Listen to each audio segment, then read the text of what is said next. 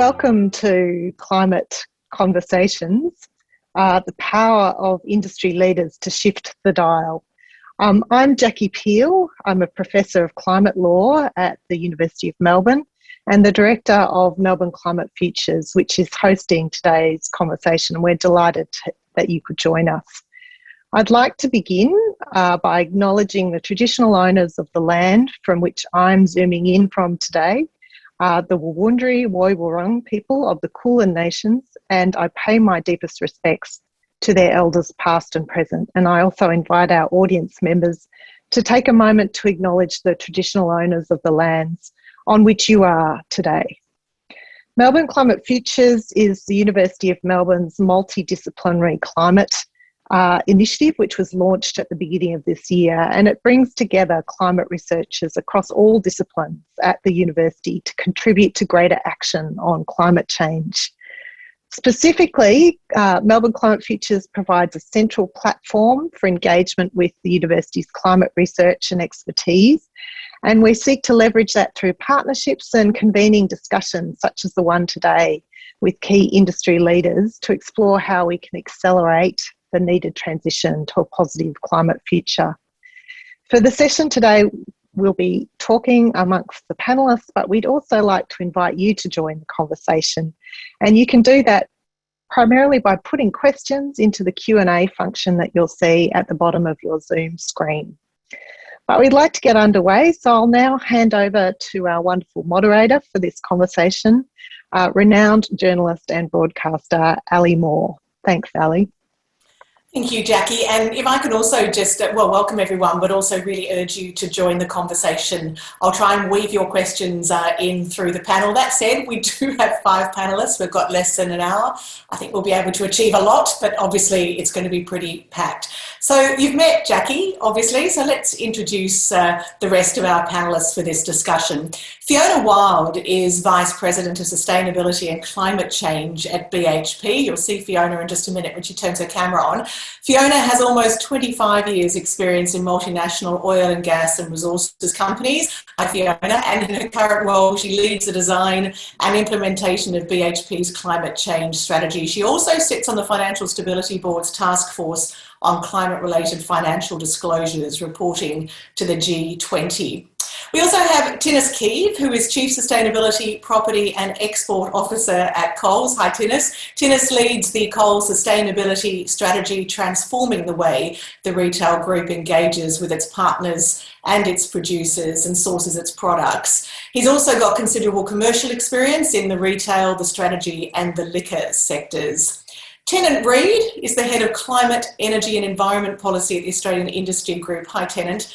Since 2008, Tennant's been involved in Australian climate and energy issues. He advises on energy and climate policy, coordinating joint research and advocacy, facilitating the Australian Climate Roundtable and developing reports on everything from energy prices to business energy use.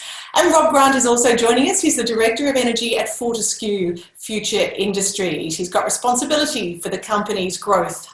Hi Rob. The country's growth initiatives and the energy portfolio, including renewables and hydrogen.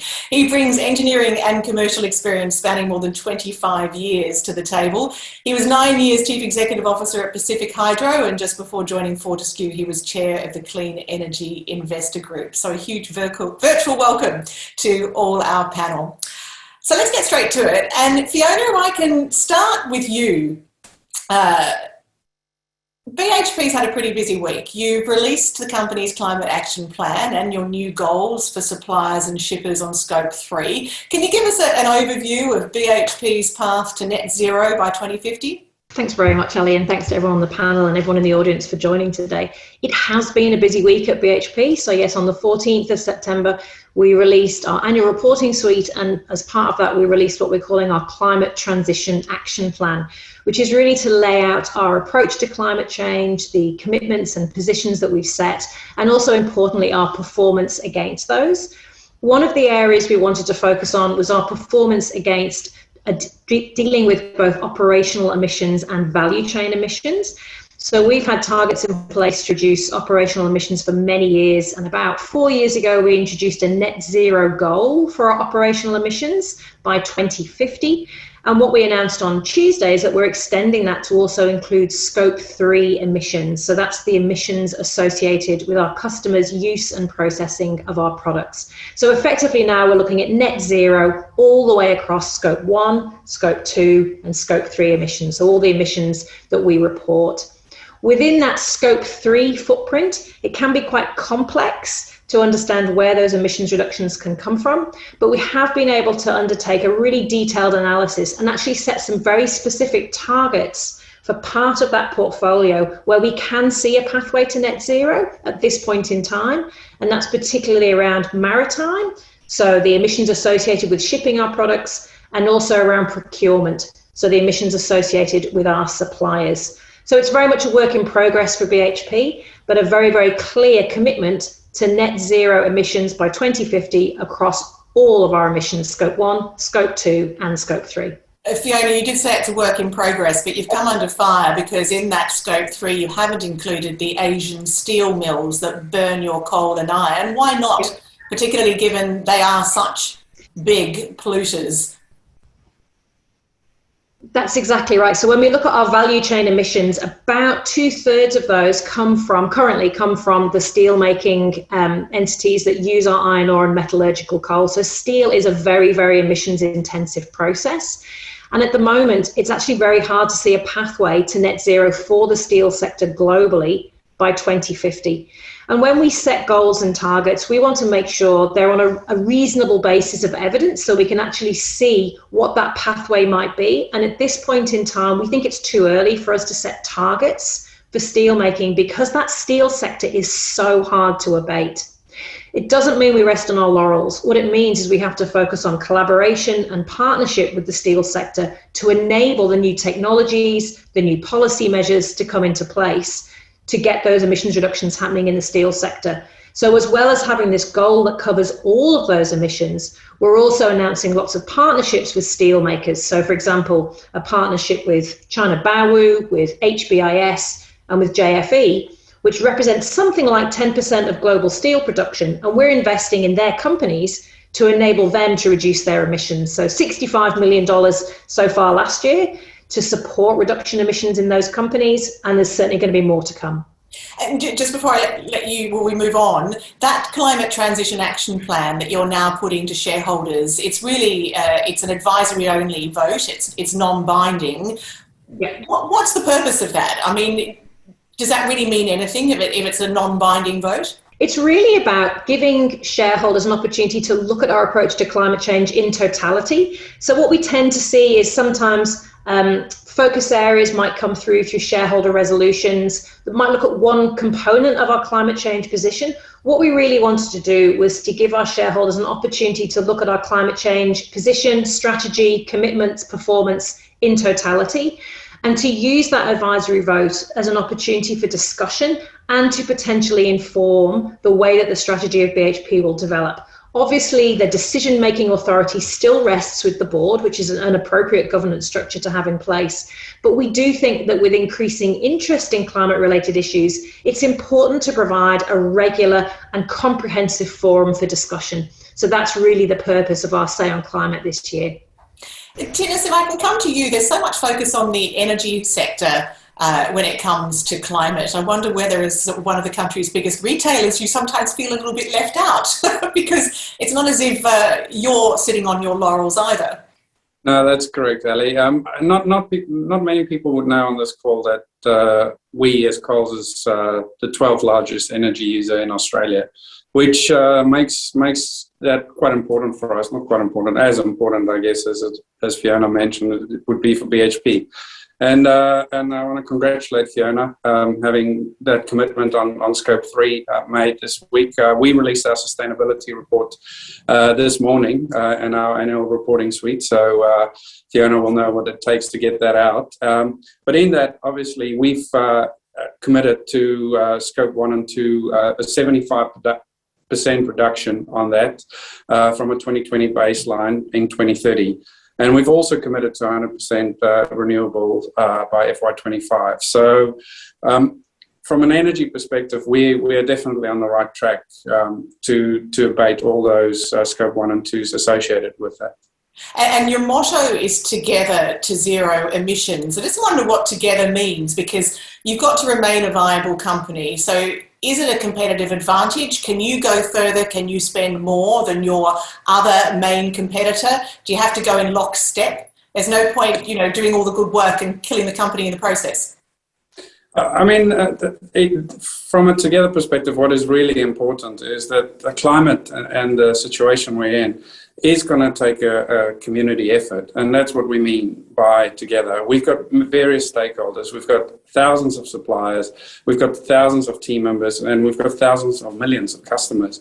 And from that perspective, it is really important to work with all those different stakeholders to move together. Scope 3 for us, as Fiona just explained, is a big piece in our supply chain. We have literally thousands of suppliers that we need to think about, that is on different parts on the curve of sophistication and how we are thinking about it. I mean, Fiona, I would say sometimes it's good to have large complex manufacturing end users or suppliers, because you can understand and they've got the data. But if you think about some of our smaller suppliers, they don't have the carbon data yet. And we need to help them and build that. So that's why the together is so important for us. And when it comes to the competitive framework, I guess, if you look at Woolworths, they actually have a target to reduce scope 3. They're saying 19% by 2030 with a 2015 baseline. You're not putting a target on it. Is your answer similar to what Fiona was saying, that it's just simply too hard to know exactly how you'd get there? I won't say that. I think for us, we're still working through that. As I said, it's very complex. We're luckily one of the youngest ASX 20 companies, and just 3 years ago demerged and listed ourselves. So we've started our climate journey now. We've been very clear where we are from a scope 1 and 2 perspective, but scope 3 is complex. And the technology versus cost curve from a scope 3 perspective needs to be understood more, because we're very serious. When we set a target, we're going to hit it. And I think that is the key thing here, especially focusing on scope 3.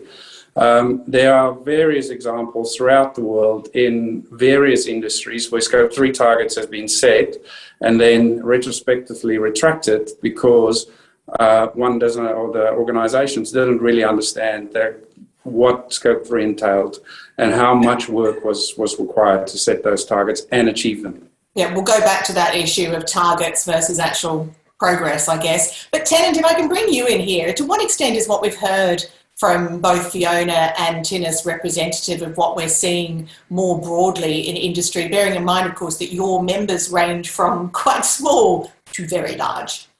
Yeah, so there is a diversity in industry on this, diversity in where their emissions come from and the kinds of solutions that are relevant to them and how involved and engaged they already are. So our largest members and our members in high emissions intensity sectors are scarred veterans of the climate wars and hearing a lot from their shareholders and from their lenders and from their staff, frankly, about the importance of focusing in this area.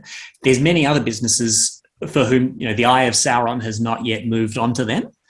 But it's coming. It is something that is a higher and higher priority, particularly for the financial sector and the investor community.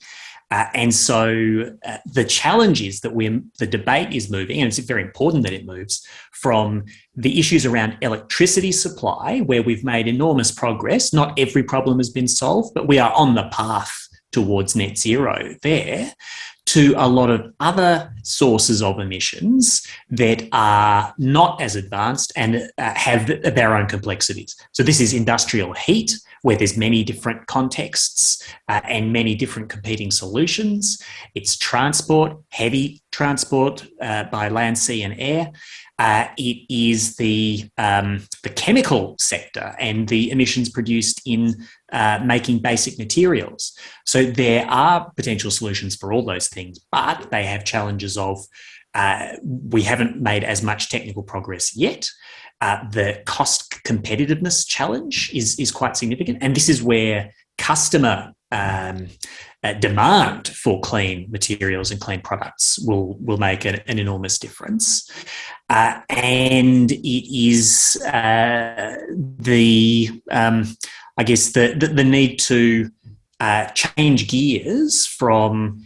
In electricity, we have seen costs of renewable energy come down enormously. It wasn't always the case, and policy and an enormous amount of commercial deployment made the difference there. In other areas, we have costs for clean products, clean equivalents that are as high versus their competitors, their incumbent competitors now, as renewable energy was expensive compared to thermal energy 10 or 20 years ago. And so we need policy that will, and private demand that will overcome that barrier and get us on a pathway to bring those costs down. And of course, whose policy could be the question, which we will get to in just a minute. But let's just finish going through our various panellists and where they're up to. So, Rob, can I bring you in? Where does Fortescue sit? And do you have plans to put your climate action plan to shareholders for a vote? Well, we will have an announcement on Scope 3 on the 30th of September. That's out. We've already released our suite of documents, but so you are putting a target on Scope 3, aren't you? Unlike BHP, you clearly see a path to getting there. Can you give us a hint as to what sort of target that's going to be? Well, as it's not public, but I think specifically I can't say what it'll be, but what I can say in general terms it will be as industry leading as our Scope 1 and 2, which is to be net zero by 2030. And that's 8.5 years away. So, we only have the productions from iron ore mining to deal with, but that's still 2 and a bit million tonnes and heading upwards, due to mine life, age, etc. So, that is all of the. We're doing that for all the reasons that Tennant talked about around renewable energy. We are doing it for all of the reasons that we believe the world is going to demand around having to meet the emission reductions out of hard-to-abate sectors of the economy that the 2050 and Paris commitments will require. And we're doing it because it's an enormous opportunity for Australia to create a new export industry around green hydrogen. And, if I think back to where we were 20 years ago in renewables, we were having this debate back then about producing a product that we all knew the world needed, but it was twice the price of the fossil fuel equivalent. Now renewable energy is ubiquitous. It's the same price as thermal energy. And we're able to take all of that and start to apply it into the production of green hydrogen. And, beautifully, we're co-located where we produce iron ore up in the Pilbara with all the high intensity solar and wind resource that we can use now, the same comparative advantages in order to produce green hydrogen at a scale that will service our customers, particularly our iron ore customers. And I think this debate about whether met coal is going to need to be continued and cause all these Scope 3 emissions is one that our customers want solved quickly. I mean, it's not that China has a 2060 target, but would prefer for pollution reduction reasons to get there faster, but they need the volumes of green hydrogen in order to transition their steel production facilities faster. Well, how much influence do you have over your customers, over your supply chain, over those Scope 3?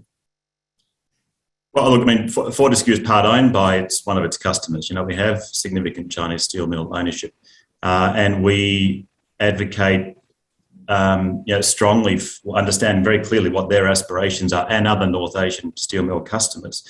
And then the story that we hear is, well, we need certainty on volume for the green hydrogen or the hydrogen that would produce the confidence to start transitioning to direct reduced iron processes. I mean, it is a long-term retooling process. We acknowledge that, but unless we start today and start to set ourselves stretch targets, then we can't really sit there and have a conversation with our customers about, doing to our Scope 3, which is what their Scope 1 and 2 is, which is have something which is really difficult. But our view is, look, we can't wait till 2050. I mean, the science dictates that. And in the end, Australia will not get a choice around continuing to export large volumes of coal. That will be a customer choice because they will be meeting their Scope 1 and 2 emission targets. Yes, because of course this is not just about Australia by any stretch. Jackie, if I can bring you in, we don't often categorise universities, I guess, as being emissions intensive, but you do, produce emissions just like everyone else. So what's the university doing? Yeah, it's a good question, Ali, because of course we do tend to think of ourselves as producing research, producing education, but at the same time we're a big business, big landowner. And so like the other businesses represented on the call, do need to consider these questions about what changes we're making to our own practices to reduce emissions. And we have a sustainability plan under which we set out our commitments on sustainability, including on our carbon emissions. And the university has a target for net zero emissions from electricity, which it's going to achieve at the end of 2021, which we've done largely through switching towards purchasing renewable energy.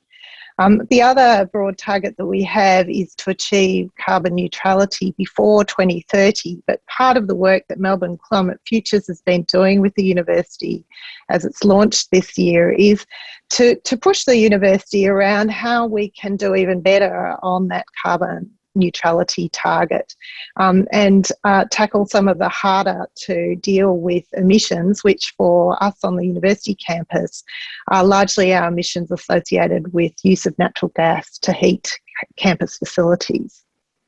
So present company obviously excluded. Jackie, how big a sense is there that it's relatively easy to say we are committed to net zero by 2050? It's really bloody hard to get there. And how big a risk do you think greenwashing is in the current environment where there is so much shareholder pressure but so much unknown about pathways? Yeah, look, there is a risk that statements can be made without the actions to back them up. But I think a lot of big organisations, and particularly those that have shareholders knocking at their door or who, as Tennant mentioned, are veterans of the climate wars, are only too well aware that targets need to be backed up with action. I think one of the really difficult issues is, though, that at the moment we don't have any sort of standard requirements, any standard metrics, any standard ways of doing this across different parts of industry, across different sectors. So it's a little bit making up our own journey as we go, and we are trying to learn from each other, which is partly what this kind of call and discussion is about.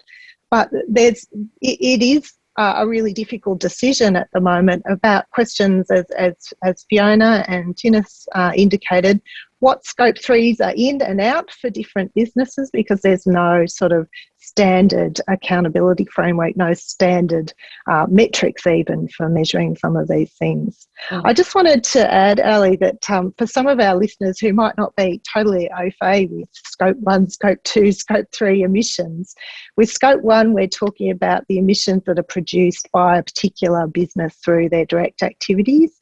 Scope 2 being emissions from your purchased electricity, and Scope 3 being the harder category, ones that are a consequence of your business but are not within your operational control.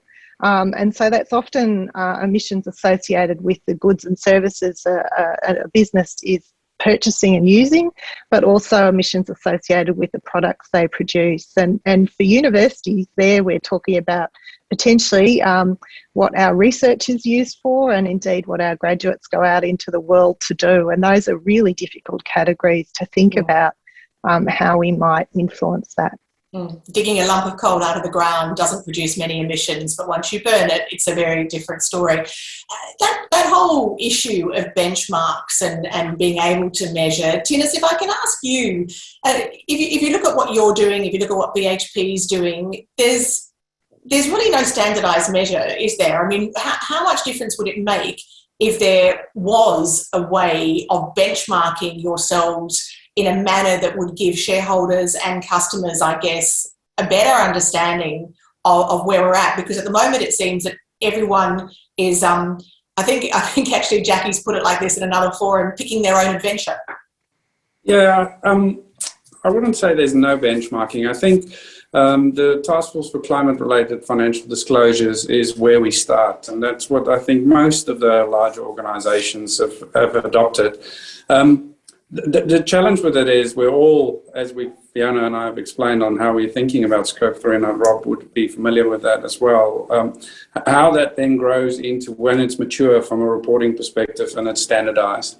And my personal view is it would be much easier if we all were at the same level of TCFD disclosures.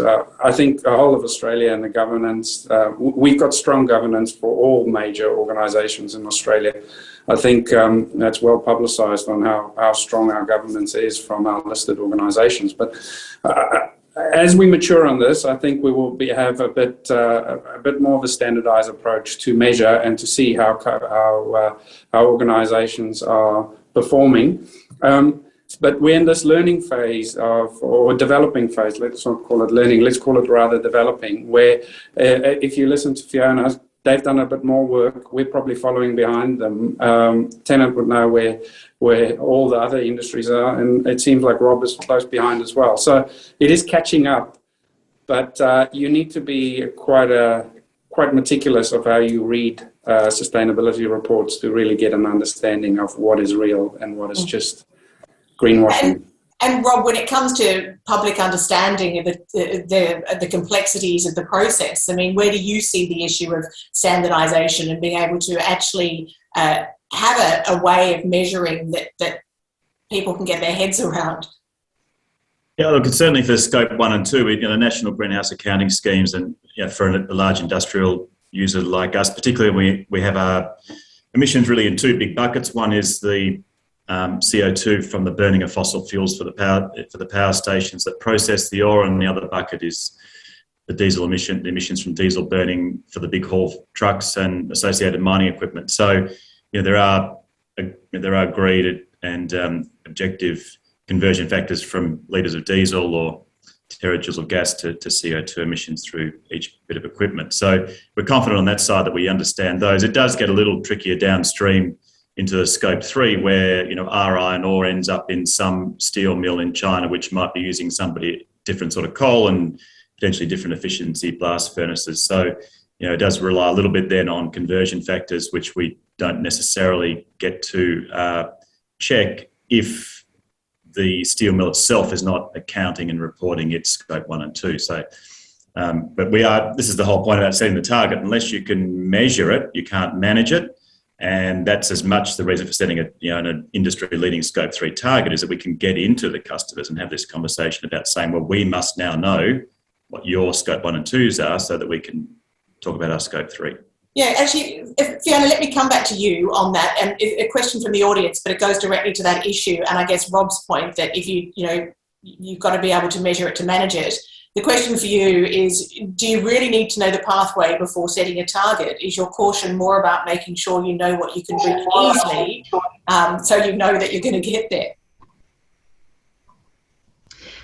I think let's be really clear. What BHP is doing is pursuing net zero emissions across Scope 1, Scope 2 and Scope 3.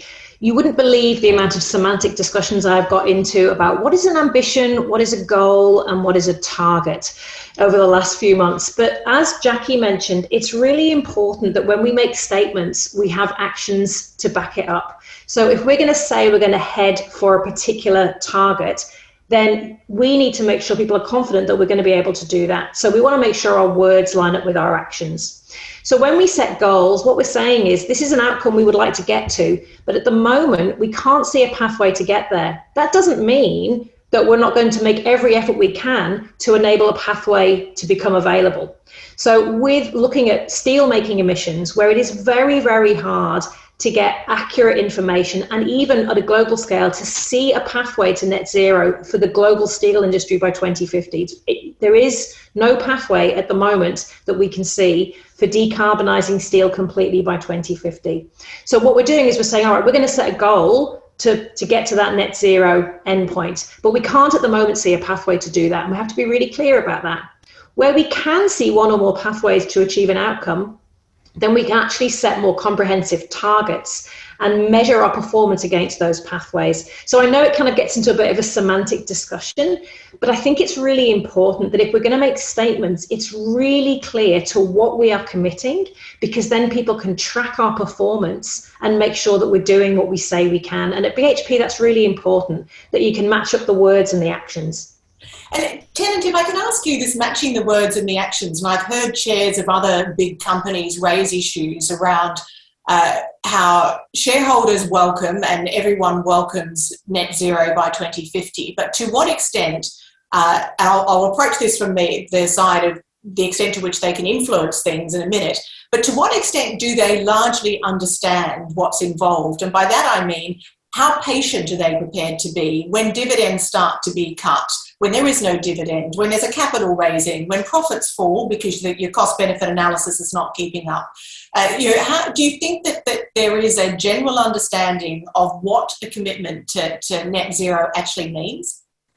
So the level of understanding is evolving, and I think there's some criticism within the investment community of the level of sophistication that some participants have. But there is no license to lose money for investors any more than there is for industry, and so there is absolutely leeway to, as far as we can see, to make forward-looking investments, to make to bear costs that will pay off down the track.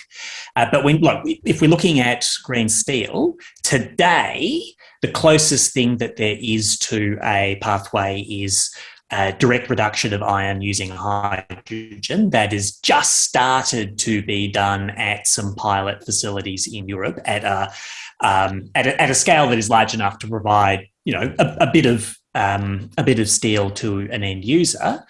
And the production cost premium involved in that over conventional production in a blast furnace using coking coal is quite substantial. Now that will come down over time. Hydrogen getting cheaper as we build more and more and more of it. That will come down. There may always be a cost premium. There might not be. This could be like the renewable energy story. It could be a little different to it. But there's a really big challenge for whether it's the investors looking to support this or the industry looking to do it, which is that cost premium exists for now. It doesn't go away without doing a lot of this activity. Who's buying the expensive steel? And it's solving that demand side challenge that has really got to be a huge focus. And that's one that governments can contribute to, but it's one that business can and consumers can contribute to as well. So a really interesting example is Apple and the deal that they have done with Alcoa and Alcan to underpin investment in new zero emissions aluminium production to go into iPhones. Now, iPhones are not a large share of world aluminium demand, but they are very high value added. They can afford to pay a premium for that input, and that's creating new demand for entirely new production capacity. More of that kind of thing, and policy will help. I have to interrupt you because a lot of people have not much time. But that does take me, I guess, back to Tinus, because I know that you spend a lot of money doing what you're doing on the climate front. But as I understand it, you're still behind on the cost-benefit analysis. I mean, your investment case is negative, isn't it, at the moment? And I wonder, how hard does that make it when you're approaching your board, you're saying that we need to do this, but they're not necessarily seeing the return? Well, I think we've got a different challenge. As I said, not many people know about our emissions, and you don't think about coals and you think big emissions. What our customers see when they walk into our stores, they see packaging, and they see food waste, and that's how they are thinking about it. We need to do both. We need to address our packaging, we need to address our food waste, and we need to focus on our emissions. And that's just good business. I think from my executive team and board, we certainly got the support. knowing that this is where we need to go, and we've got a vision to be the most trusted retailer in Australia, and you can only be the most trusted retailer if you do the right thing, and that generates shareholder return. So that's absolutely living our vision and strategy. So I've got a question here. I'll put it to you, Fiona. How can customers create demand for clean energy? What are the top 3 things that people can do to make a significant change? So this is sort of the bottom up. I want to get to the top down in a minute too. Well, I guess as I think it was Tennant who mentioned it, it's about understanding where...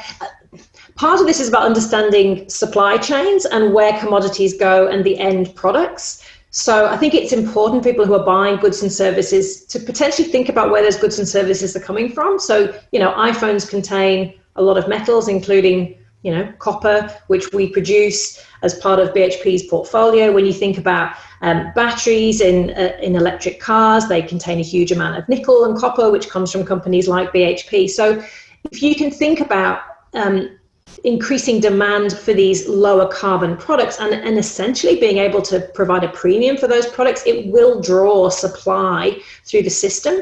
But there's also the other end of that spectrum, which is that the suppliers of these goods and services are also themselves driving towards decarbonising their own operations and looking for their value chain partners to also reduce their scope 1 and 2 emissions. So there's this sort of virtuous value chain, if you like, with everyone trying to reduce their own operational emissions and supply an end product which is lower carbon.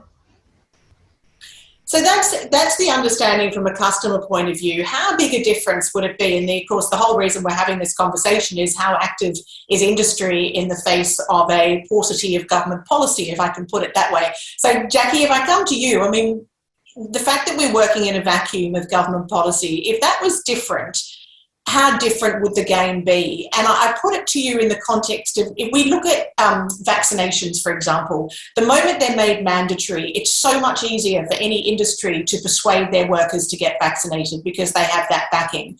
So if we had a federal commitment to 2050 net zero, would that make it easier to explain the complexities to shareholders and to get broader action? Yeah, look, Ali, I think personally it would be a game changer because it would be a direction-setting commitment, and we've been sorely lacking that at a federal level in Australia. I don't think it's any secret that the Australian government is considered to be significantly lagging in its climate commitments internationally, and there's a lot of pressure and attention on that at the moment. And what we tend to hear from industry is that that situation has created policy uncertainty that makes it difficult to make decisions about future settings and where to invest. So I think although some of the discussion around whether we have a preference for getting to net zero by 2050 or whether we should be doing more on our 2030 targets, the detail of all of that that's going on in the political debate at the moment might not be the key issues. Some sense that Australia is prepared at a national level, at an international level, to take strong positions and action on climate would definitely help to set the direction of travel, I think, for business, industry and other organisations in Australia. So you've all the panellists, that your businesses have done that. You've sort of, committed yourself. So how much influence can you bring to bear? And Rob, I note that Andrew Forrest said at your latest results that, quote, we're saying firmly to governments of all persuasion, a carbon neutral target for our country is critical. Could you not go a bit harder? Like, maybe this government, led by Scott Morrison, might like to change its policy. I mean, governments of all persuasion is a rather gentle prod. Yeah, look, and we've had the Prime Minister up at our operations in the Pilbara March, and we've shown him, we took him to his first solar farm. We showed him the heavy emitting industries are able to do this transition and create shareholder value at the same time. So decarbonisation and shareholder value creation are not competing interests. And, we're able to decarbonise probably 70% of our operations in a net NPV positive way today with the technology we have today. The point about setting this target is to get into those difficult 30% by doing an early work and waiting for the technology and making the technology a reality. There are most countries are at 2050. I don't think we need so to... So can you bring, I mean, as a big player in the corporate space, how much influence do you have? Well, we're trying to show other heavy emitters that it's okay to set a hard target that you possibly don't have all the answers to today, but only by setting the target and getting on the journey. But what about the politicians? Sorry, what was it? What about the politicians? We make the case that we should be putting in place policy right across the world that is the same with COVID, is informed by the science, is informed by the health advice. The health advice of the planet says we need to be getting to net zero by 2050 or earlier. Now, I'm not, having spent 20 years in the policy wars, what I've come to realise is actually not the politicians that make this change, it's the consumers and the investors. And the point is, most of the people on this call are owners of companies that have to make the transition and make the change.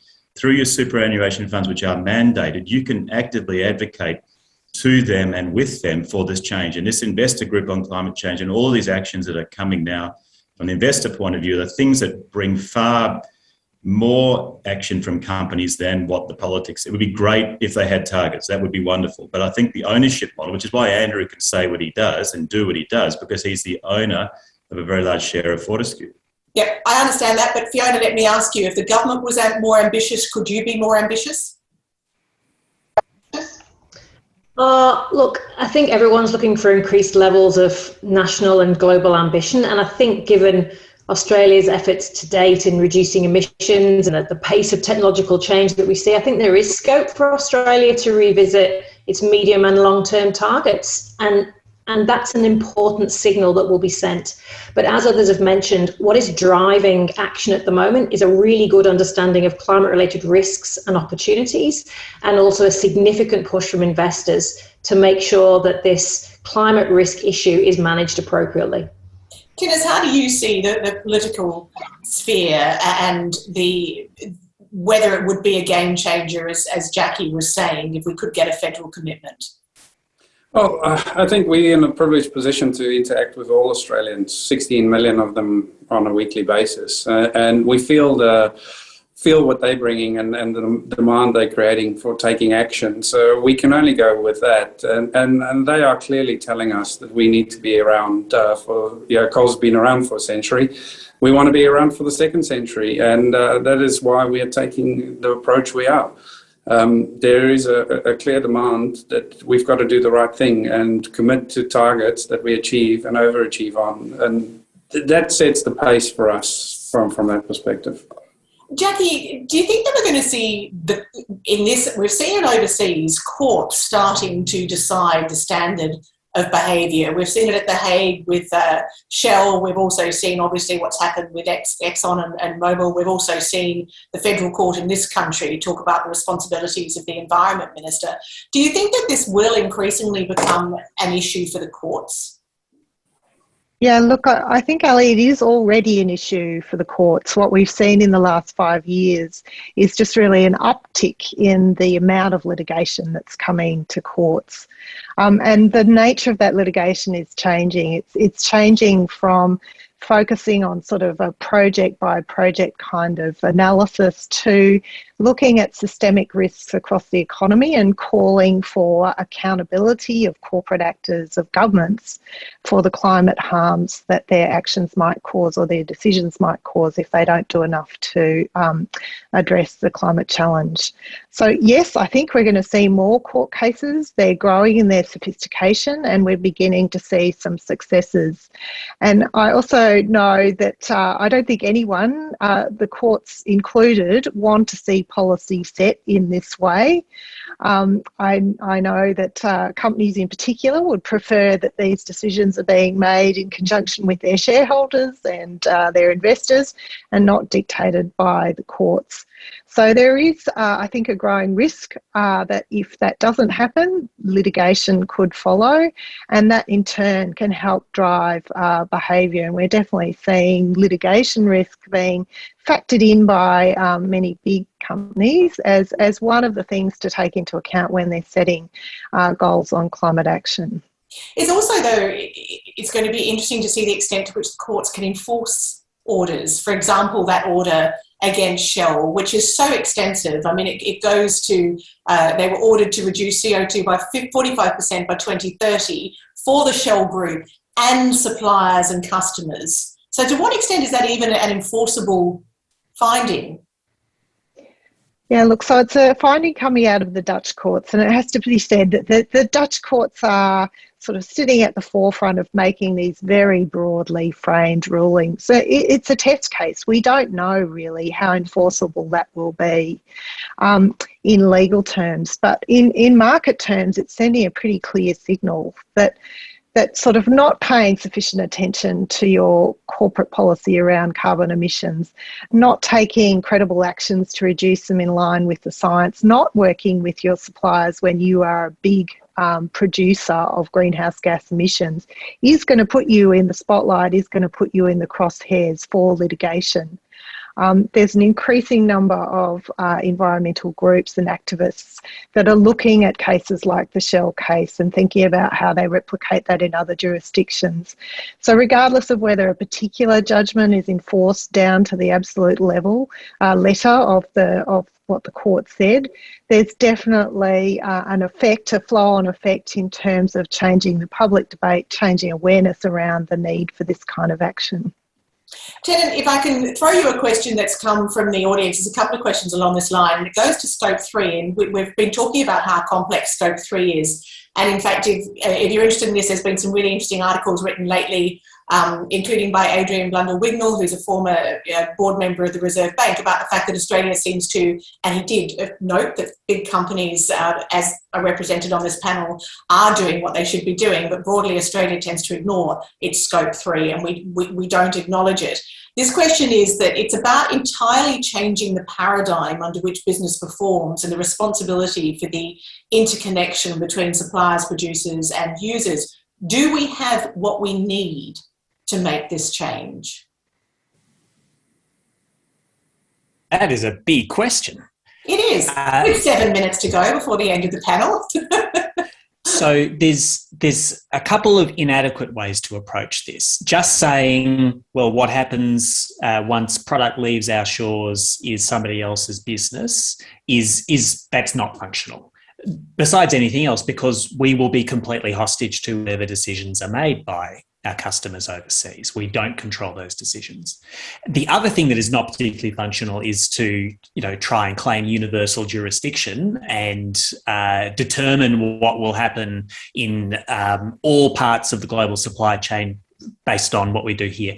The functional version is that actually there are relationships between customers and suppliers up and down the supply chain, and there are problems that they can only solve working together because they don't have total control over everything needed to achieve a systemic outcome. And this is as true of the makers, or the providers of iron ore, makers of steel, and then users of steel in cars and tins of tomatoes and any number of things, as it is of, say, the building sector, commercial buildings, where there are lots of emissions involved in the operation of those buildings. There are embodied emissions in the construction of them. The sector as a whole getting together to work out where they can, among themselves, resolve some of those problems, and where they need help from either policymakers or customers further out again, is a really productive approach. And so I do think that we can get past a bit of the, myopia or claiming of total power paradigms to a collaborative approach, because these are complicated problems and they need lots of people involved in the solutions. And Fiona, how much easier would that be to do what Tenen talked about if we didn't have a conversation framed of very much climate change at the expense of economic prosperity? Yes, it would be easier without that framing. And it's in it. I've worked in this area for about 25 years now, and this is often a challenge that I would face. So it would almost be that we can take action on climate change, but there is an economic trade-off that we need to make in order to do that. And one of the really interesting things that's happened at BHP over the last few years, we undertook some scenario analysis that we've been doing for a long time, but we looked at a 1.5 degree C scenario, so the sort of the really pointy end of decarbonisation, and had a look at what that would mean for the value of the company as a whole in comparison with some of the higher temperature outcomes. And there's always this kind of assumption that, business as usual is best for us. In reality, what we found is that BHP does best, and therefore its employees and customers and shareholders do best in a world that rapidly decarbonises. And all of a sudden, when you break that trade-off between action on climate change and economic prosperity, the momentum it creates is extraordinary. So for me, we have to stop thinking about climate change action as a handbrake and think about it as an accelerator of prosperity. And that's certainly what's happening at BHP. So we've only got a few minutes left, and I do want to ask each of you that if there's one thing you think that could be, Jackie, we talked earlier about government policy, whether that's it, but what is it that can give us even more momentum than we currently have? Because I guess I can frame that in the same context as where we are at the moment. Is it enough? You would have seen the reports in the last couple of days from the Climate Action Tracker, which said that there's not one of the leading economies in the world that are actually meeting their targets under the Paris Agreement. So against that backdrop, are we doing enough? And what's the one thing that in conjunction with other things could actually really make a difference? Jackie, why don't I start with you, as it's your panel. You can get the tough, hard question at the end first. Thanks, Sally. Is it enough? No, clearly it's not. We've been talking about lots of great actions and good signs and positive things that are happening. And I think it is important for us to keep in view that we are making progress, but it's also clear that we're not making progress fast enough. So I think the one thing that we need is to go from this kind of incremental view to a view that we really need to accelerate action and focus on how we accelerate. And we know that sense of urgency, it's really clear from the science, including the most recent intergovernmental governmental panel on climate change report that was sounded a code red for humanity. We've basically got a decade to get this all sorted, and that's really important. The other thing that I think we can do better is that we can listen more to some of the most strident voices calling for accelerated action. And in my context, I think of our kids, our youth, our students, our next generation. They are definitely sounding the alarm and calling for further action. I think they've got great ideas and great potential to help us deliver on those solutions. And I think we need to make more space for those actors to play a role in addressing this intergenerational justice issue. The future is in our hands and it's in theirs as well. Rob? It's always a leadership issue, so just encouraging our political leaders, our business leaders to follow the science, but consider yourself a leader and advocate at whatever level you possibly can for things which have been difficult, and you need to be courageous sometimes to speak out against the status quo. There is looking back on 20 years, there is far more consensus now, and just continuing that, because we have achieved a lot, but we are in a difficult situation, as Jackie said, 10 more years, or we're going to be spending our money on adaptation rather than abatement. So. And Tennant, what about you? And I mean, just going to what Rob just said, I mean, everyone started late.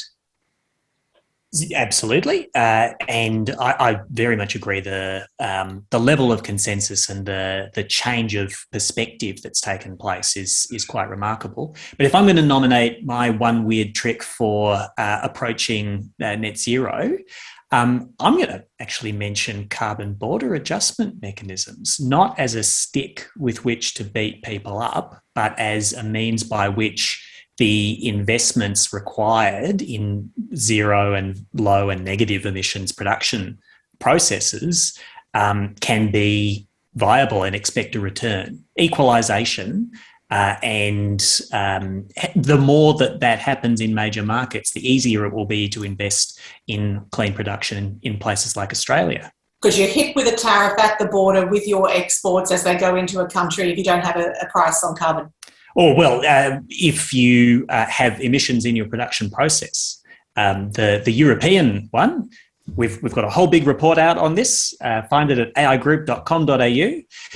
But if we had a carbon price tomorrow and Europe introduced their proposal tomorrow, the Australian carbon price wouldn't improve the competitiveness of Australian exports. The actual performance on emissions within Australia of those producers would make the difference, and they might get more competitive if they've got a good story to tell. Tinus, I mean, as you say, you've got to be competitive. Yeah, for me, it's touches on what Jackie and Tenant said, is data, and to interpret the data, to make a comparison, to know where we're at. All of us are doing something. I think the complexity of what we're trying to do and how do we share that data to show who's ahead, who's not doing their part. And that creates speed and that creates efficiency. So having a real set of data for comparison is fundamental. That's the only way I see that we can move forward at speed.